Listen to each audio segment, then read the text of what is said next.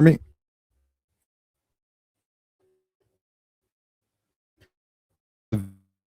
the video, the audio.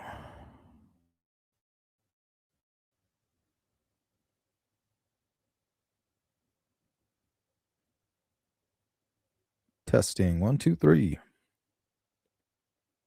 And let me know if you watched Tom's debate today. It's about, I think, a little over 5 hours.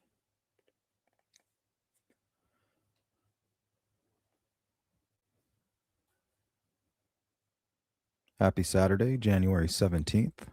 Welcome to the Sleuth Intuition channel. We're going to be talking about Abby and Libby's case today and the debate that took place on Tom Webster's channel between himself and Andy Baldwin and Jennifer, Richard Allen's attorneys. Let's work this. Well, most of it, a few times I had it. But I took my notes. I don't know what Tom was trying to convey. Agree with what I think, and then I'll ask you guys.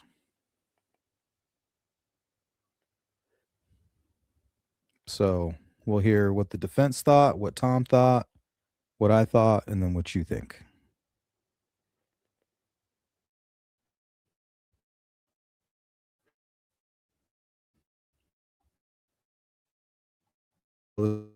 They broke up. Richard Allen's changing CS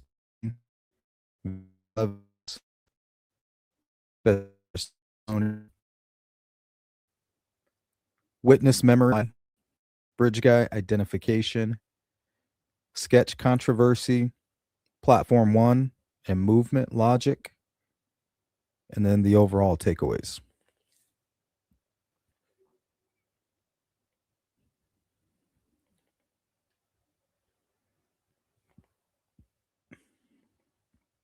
It looks like Tom's putting out some short videos. I saw that he put out a 30-minute video. Looks like it might be part of what he did here.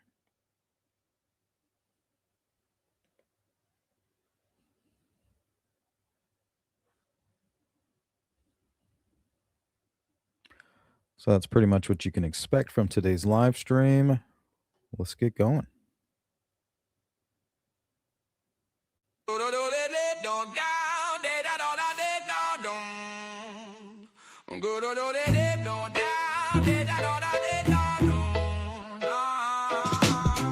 Big brother trying to mess with my head. He whispers sweet nothing, things better left unsaid. We got our ears to the ground, our eyes wide open and keen. No gaslight, shadows gonna dim our screen. Cheeks, she don't play no games. She calls out all their fake claims. Sleuth intuition, we got that vision. No ad hominem allowed, just facts shouted loud. Sleuth intuition, we got that vision. No ad hominem allowed, just facts shouted loud. Just facts shouted loud. Just facts shouted loud. Propaganda trying to twist up the truth. They feeding us lies from our childhood youth. But Patrick, he leading the way with the flashlight bright, exposing the darkness and bringing What's up, Julia? Sleuth intuition, we got that vision. No ad hominem allowed, just facts shouted loud. Oh, this Saturday. We got that vision. No ad hominem allowed, just facts shouted loud.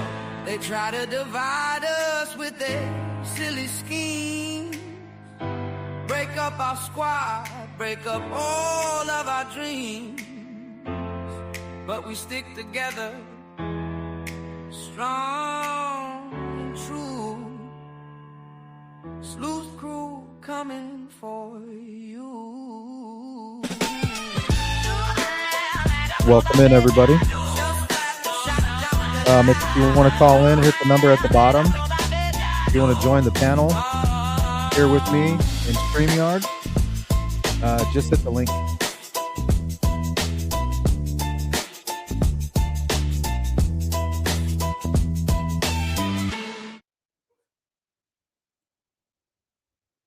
All right. So welcome. Good to see you, Julia. Everybody else that's here. Yeah, it was very long, but very interesting and definitely worth the watch. So I was glad that I did have that time, that chance. It was actually good to have some time. So that's how I spent it. And I'm glad I did. I'm convinced Tom Webster does not sleep.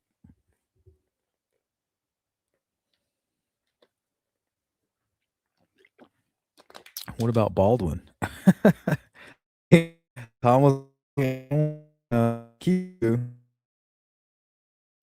But Baldwin's like, shit, I'll go. Let's go. 8 more.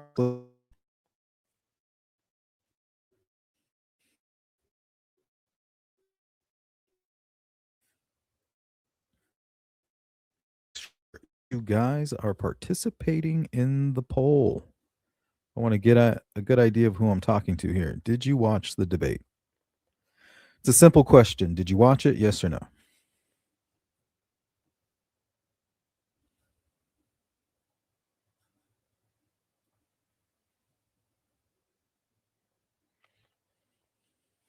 Let's start with Richard Allen's changing timelines. Allen gave 3 different time frames for when he was on the trail. Rick's defense team said minor time discrepancies are normal human memory flaws. Can't read my writing here. Especially days or years later. And this is what Tom said. The changing timelines suggest deception and align with key moments in the crime timeline.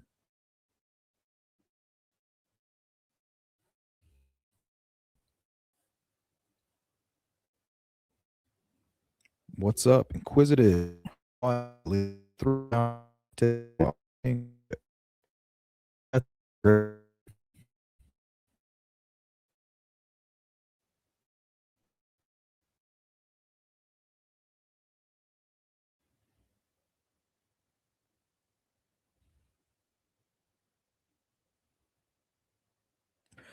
And he's probably thinking about how he's going to hire Tom.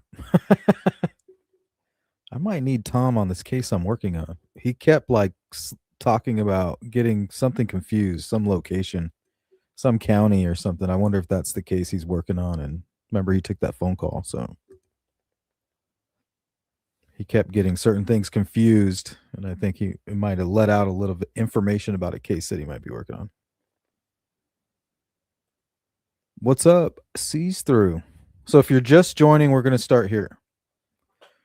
Richard Allen's timelines and how they're changing.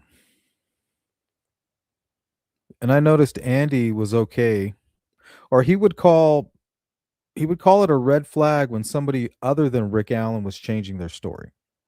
Right? But when it was Rick Allen, it wasn't a red flag. It was just a minor time discrepancies. Those are normal. Human memory flaws. Somewhere in Canada. Canada, or somewhere about there.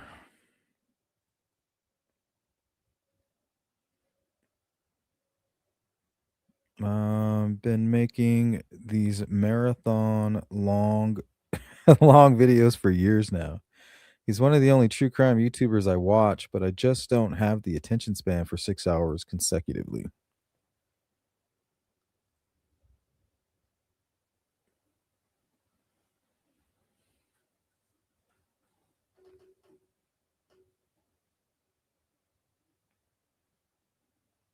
Yeah, and surprisingly, it didn't even seem that long.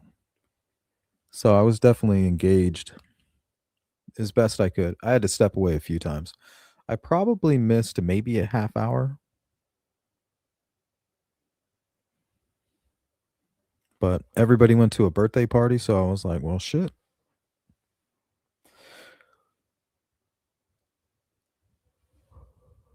Clean up a little bit and listen to this.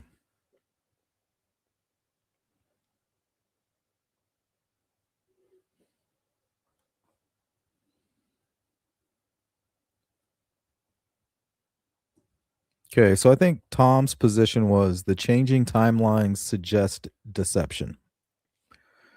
And I mean, that's an obvious red flag. Yeah, when Jennifer mentioned the "Do you remember where you were February 13th, 2017?" It felt like gaslighting. I'm very curious if she genuinely believes Rick is innocent. I don't know. I think she's just great at arguing. Like with you, right? I'll sit with you. Like I sit with the Tom and Eddie a bunch of times. Yeah.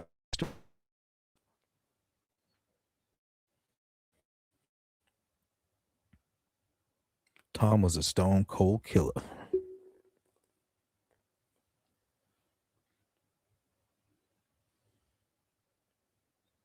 And they did talk about the Kleins and Ron Logan. Like they talked about all the Reese stuff. So I mean, they talked about everything really.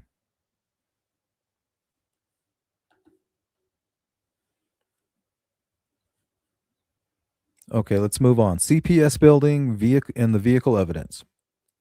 Multiple witnesses describe different vehicles parked near the CPS building. 1960s Mercury Comet. I believe Tom had to correct Andy about um, which vehicle was mentioned. Purple PT Cruiser. I mean, that's very interesting that we even kind of gloss over the purple PT Cruiser.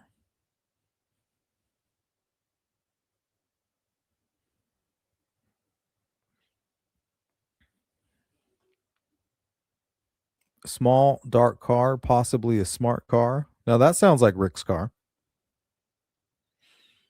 This was the defense's position. None of these descriptions match Allen's Ford Focus. Therefore, that equates to reasonable doubt.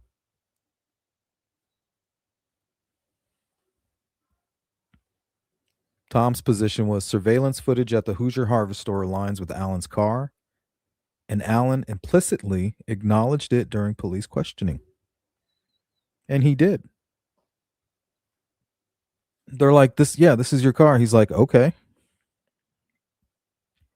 And they're like, yeah, I mean, obviously, because you were there, right? He's like, yeah, I mean, I was there. They're like, yeah. He's like, yeah, so it's my car. So what?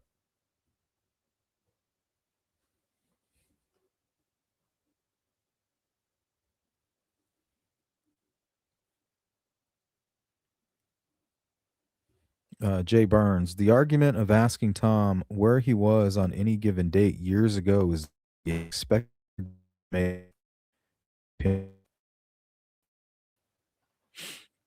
That's kind of one of the questions you can come back to.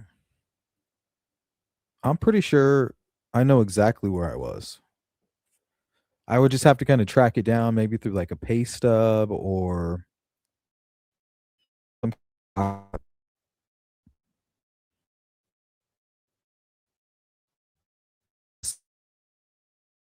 definitely on a Monday. That's kind of one of those questions like, yeah, give me a day or two and I'll get back to you. I'll tell you exactly where I was. I haven't even this. I'm kind of a pack rat like that. I have more phone.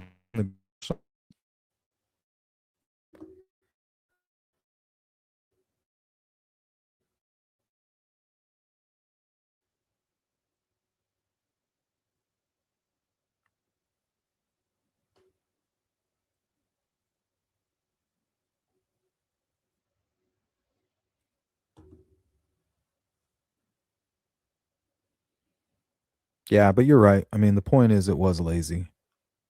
It was argumentative too. It's like that's not what that's not even what we're talking about. We're talking about timelines that are specific to these witnesses and specific to the people who are asking the questions and interviewing Rick early on, specific to Kathy and her interactions with Rick, Rick's interactions with these girls.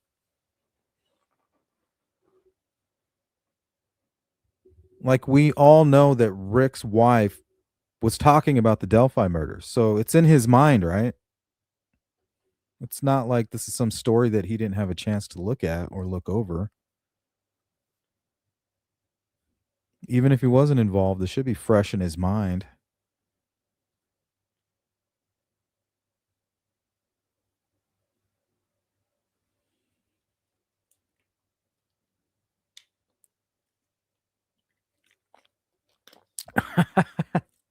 Yeah, how dare you spin it back on her, Jay Burns? Because the answer is always, well, yeah, if you agree with the prosecution's timeline. We just don't. And then you might hear Baldwin say, wait, well, hold on. We do like that because it helps us. So I always found that interesting. He would correct Jennifer. Like, no, no, no, no, no, no, no. We want to hold on to that. So if it helps him, he wants to talk about it. It's good. It's positive. But if it goes against his position, it's us just agreeing with the prosecution.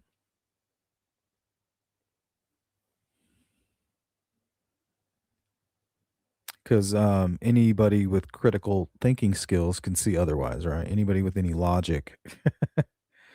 I think he even said that about the sticks. He's like, anybody that sees these sticks and believes they were put there just to cover those bodies, he was like trying to insult anybody that took that stance.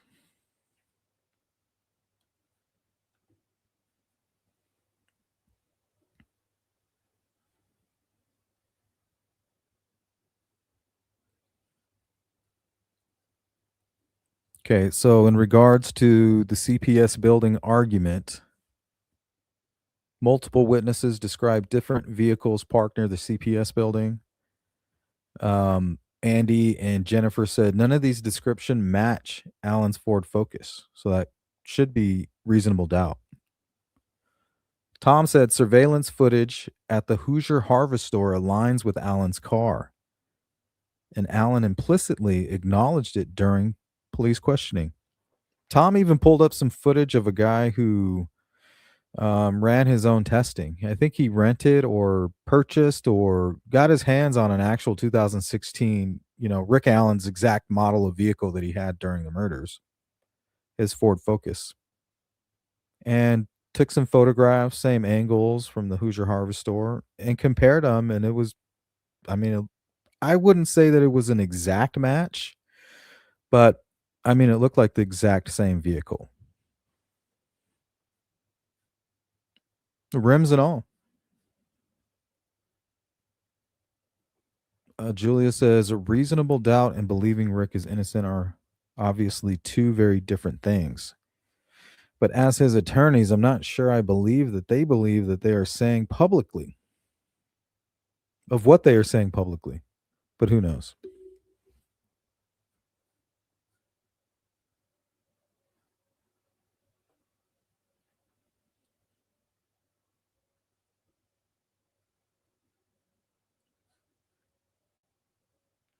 Okay, so how do I feel about the CPS building? Well, the way I look at it is Rick is in a room being interviewed by Tony Leggett and Mullen. Right? They're having a very cordial conversation. Or this might even have been taking place during the Holman interview. Well, either way, they're talking with Kathy and she's giving all this information. Like they're getting it out of her. And they ask her, well, do you park at the CPS building? She said, we always park at the CPS building. Every time we go to the trails, we park at the CPS building. That's what Kathy said. So that's all I have to say about that. So either that's Rick's car right at 1:30, or somehow Rick did get there at 12 and left around 1:30. But that leads them into, well, did they pull the CCTV footage from downtown? Which they did apparently, because later on they kind of go into that. And nobody saw Rick. I wonder if they were able to see Betsy, right? Did you see Betsy going to the library? Was she captured, anywhere other than the Hoosier Harvest Store video? And what the hell is Rick's car doing coming from the direction of the cemetery anyway? Like, that's not a natural route for him to take. So I mean, that's really weird. So he's showing up, taking back roads to hide, wearing a disguise, stalking around the trails. Didn't seem to be painting a very good picture for their client. All right, let's go to Betsy Blair's testimony. Blair reported seeing a man on the bridge platform and a suspiciously parked car. Now, at one point of the conversation, Andy and Jennifer say that people shouldn't be remembering, right? They shouldn't remember whenever it's Rick and what he needs to recall. It's just normal for people to forget or to get things a little bit skewed. But when the witnesses do that, it shows sign of should be creating doubt. That's just not true. Blair reported seeing a man on the bridge platform and a suspiciously parked car. And one thing I was glad that Tom did was he called them out on what Rick himself admitted to during one of his interviews. He said, I might have seen somebody when I was out there on the bridge.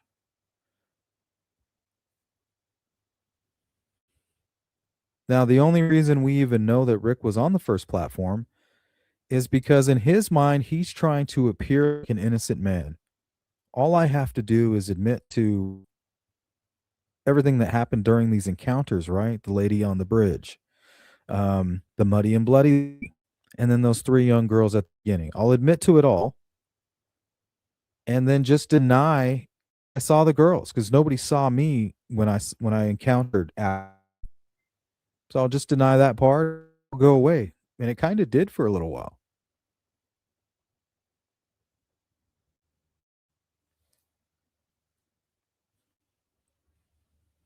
So Blair reported seeing a man on the bridge, suspiciously parked car that reminded her of like an older model vehicle, kind of boxy.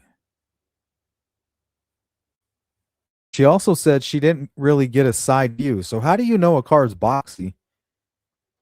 And then in the very same sentence, you say, well, you didn't really get a good look at it from that angle. How do you know it's boxy? And then we all agree that the memory, it's just not the best, right? Very few humans have photogenic memory. So it's going to be skewed. It's going to be replaced with bits and pieces.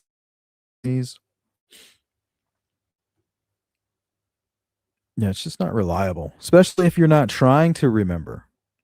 Remember, nobody there was psychic, and they're like, okay, I had a vision, of a double homicide, and now I'm walking around taking note of everything, right? Trying to see if this is some kind of final destination.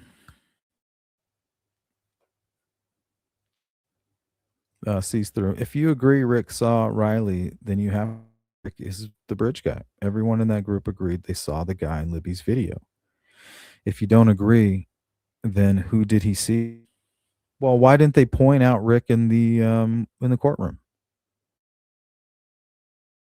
Because they couldn't. He was wearing a disguise. That's why Libby's video was so important. Right?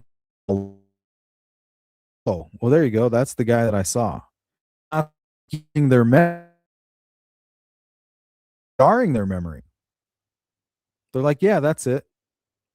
I didn't remember it as a blue coat, but yeah, I mean that's the guy I saw. He had that thing around his neck, same jeans, whatever's going on his head. Yeah, that's him. Not sure why I remember him wearing all black and being 5'10" or whatever. I honestly just walked by and you guys asked me if I saw somebody. I said, "Yeah, can you describe him?" And I tried to describe him. I thought he was 5'10", wearing all black, had something covering his face. But yeah, either way, you guys, that video right here of him on the bridge, that's the guy that I was trying to describe or explain as the person that we saw. So whoever we saw, officer, it was the killer. If you're telling me that the person on the bridge killed Abby and Libby, then yeah, we ran into him. Rick during his interview that he saw those girls as he was going. What's up?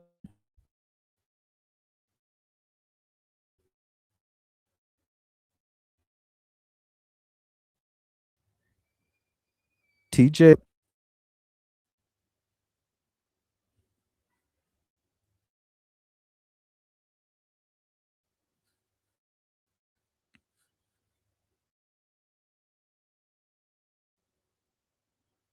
Okay, so the defense said her description does not match Allen and should be taken at face value.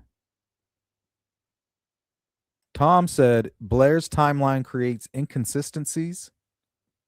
She should have seen Allen earlier if his version were true, but didn't. So he brought up a good point that Betsy, during her time there, she passed that bench that Rick said he was sitting at least 7 times.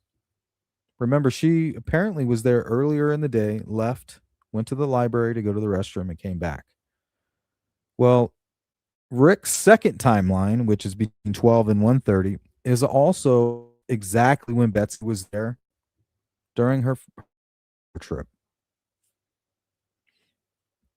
So Betsy covers his early timeline and his later timeline and only sees him in the later timeline on the bridge. And just like the 3 witnesses, she said, "You know what? Doesn't matter how I described him. The guy here that you're showing me, this is Libby's video. Yeah, that's the guy that I saw. I just remembered him as a young person, but yeah, that's definitely him. He looked just like that on the bridge when I saw him. Yeah, he definitely looks older here. But I don't know. I just remembered him as a younger person. You asked me to remember, and I did my best."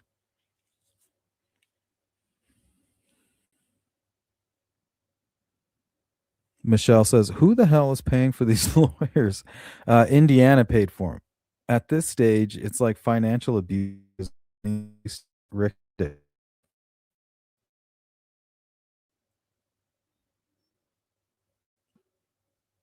Your audio just came on. I don't know if you was talking or not.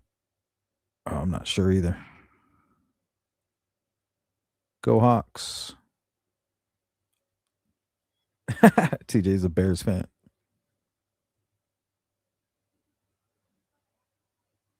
Okay, so now witness memory and reliability. So a major theme is how unreliable human memory is, especially under stress. Andy and Jennifer say psychological research, the evolution of Sarah Carbaugh's account, how exposure to media sketches and discussion can alter recollection. They even stated memory flaws create unavoidable reasonable doubt.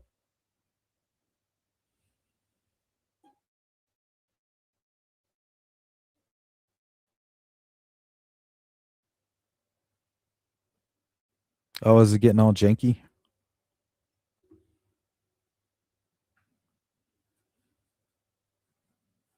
Here, let's try this.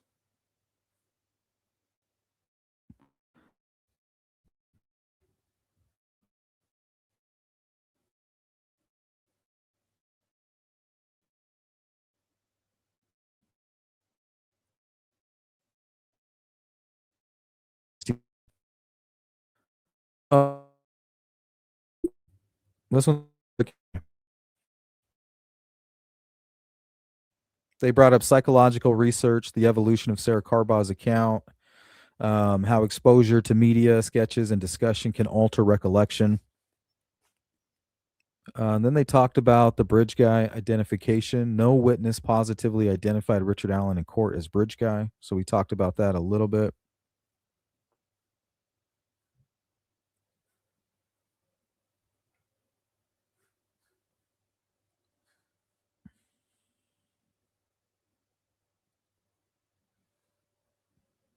Yeah, Julia, don't worry about it. If we're having audio issues, we're probably going to end it right now anyway.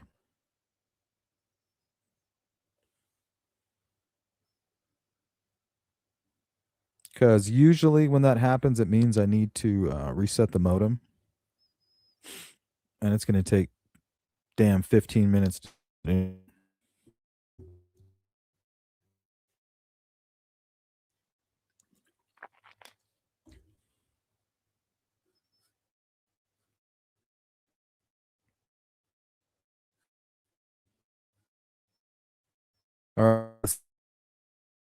Sketch controversy, 2 sketches, older complicate the case.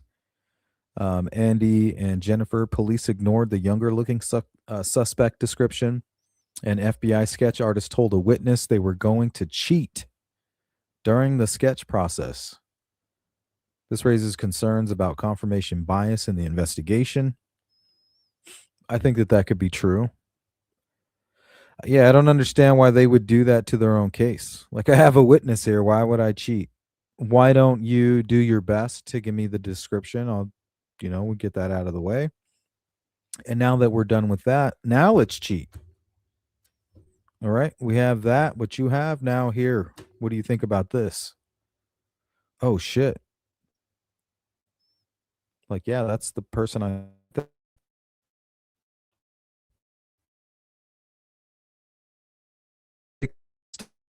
was the accumulation of circumstantial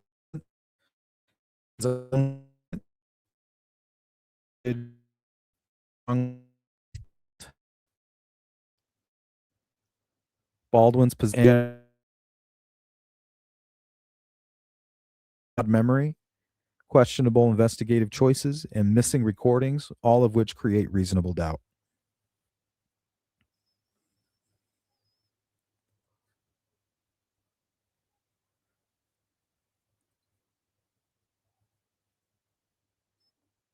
All right. And since we're having audio issues, no big deal. That's everything I wanted to say.